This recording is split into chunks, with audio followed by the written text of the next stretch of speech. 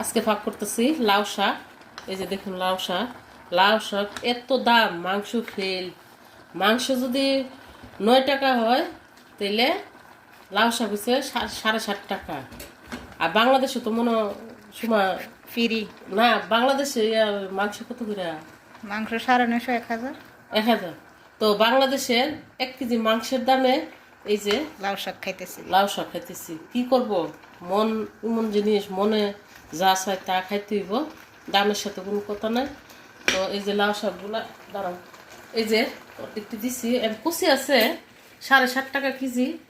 আমি আনি নাই, দোকানের দাম শুনে ঘুরে আইসা বসছি, কিন্তু আমার জামাই আইসা বলছি যে 7.5 টাকা করে লাউ শাক।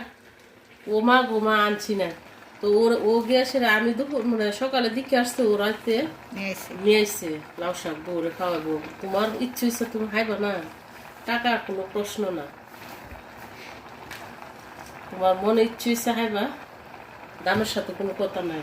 তো জামাই আনছে প্রায় 1.5 কেজির মতো আনছে লাউ শাক, 7.5 টাকা করে।